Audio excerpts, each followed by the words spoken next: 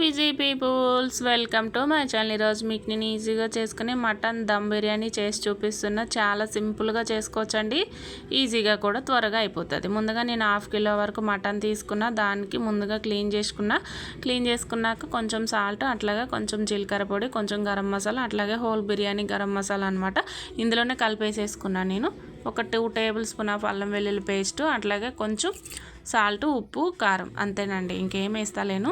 ఇప్పుడు ఇందులోకి ఒక 4 పచ్చిమిరపకాయలు వేసుకొని మంచిగా కలుపుకోవాలన్నమాట. మటన్ మొక్కలకు పట్టేలాగా కలుపుకున్నాక ఒక 100 గ్రామ్స్ వరకు పెరుగు తీసుకుని వాటిని మంచిగా కలుపుకోవాలన్నమాట. కలుపుకొని మంచిగా మొత్తం పెరుగులో అంతా కలిసేలా కలుపుకొని ఒక 1 అవర్ పాటు అట్లా రెస్ట్ ఇచ్చి పక్కన పెట్టుకోవాలి. ఇందులో ముందుగా నేను ఒక 3 ఆనియన్స్ని తీసుకొని మంచిగా కట్ చేసుకొని, ఇది 24 హై అనమాట, ఏఎంసీ కుక్వేర్ అనమాట.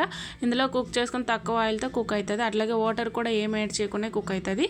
చూడండి, మటన్ మ్యాగ్నేట్ వేసుకున్నాక ఇందులోకి మూత పెట్టుకొని ఒక 2 మినిట్స్ పాటు అట్లా కుక్ చేసుకోవాలన్నమాట. ఇది కుక్ అయితే అప్పుడు అందులో వాటర్ అంతా రిలీవ్ అవుతుంది, కానీ ఆ వాటర్తోనే మనం మటన్ కుక్ చేసుకోవచ్చు. వాటర్ ఏం యాడ్ చేయాల్సిన అవసరం ఏముండదు. నార్మల్గా అయితే ఎక్కువ వాటర్ పోసి మటన్ ఉడకబెట్టి మళ్ళీ అది దమ్ చేసి బిర్యానీలా చేసుకొని అట్లా చేస్తూ ఉంటాము. ఇందులో ఉడకడం వల్ల అందులో అట్లాంటిది ఏం అవసరం లేదు. ఇదిగోండి 24 సెట్ లిక్విడ్ అనమాట. దీన్ని కుక్ చేసుకొని లాక్ క్లోజ్ చేసుకుంటే టర్బులోకి రాగానే స్టవ్ బంద్ చేసి ఒక 2 మినిట్స్ పోసి రెస్ట్ ఇస్తే సరిపోతుందండి. అంతేని అయిపోయింది. మటన్ కుక్ అయిపోతే చాలా ఈజీగా అన్నమాట.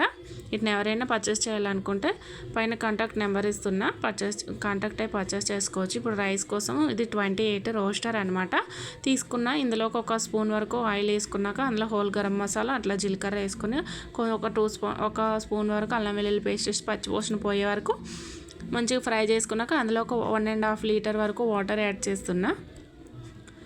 చేసినాక ఇందులో కొంచెం కొత్తిమీర, అట్లాగే కొంచెం సరిపడా సాల్ట్ వేసుకోవాలి.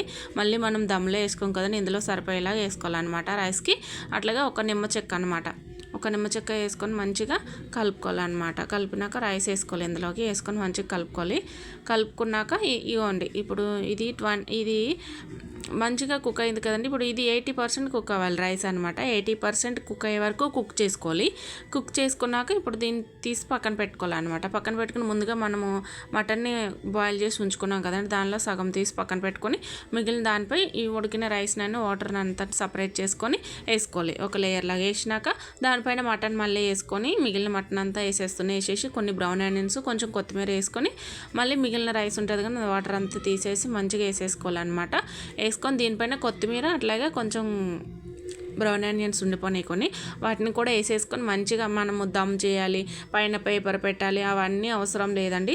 సింపుల్గా దీనిపైన లిడ్ ఉంటుంది, ఆ లిడ్ పెట్టేసి ఒక సాఫ్ట్లోకి రెడ్ మార్క్ కనిపిస్తుంది కదండి, అది సాఫ్ట్లోకి రాగానే ఆఫ్ చేసుకుంటే సరిపోతుంది. ఇప్పుడు దీనిలో కలర్ గట్ట ఏం యాడ్ చేస్తలేను. ఇదిగోండి కొన్ని పాలు తీసుకొని అందులో కొంచెం పసుపు కలిపేసుకొని పోసుకుంటే అయిపోతుంది. మంచి కుక్ అయిపోతుందండి.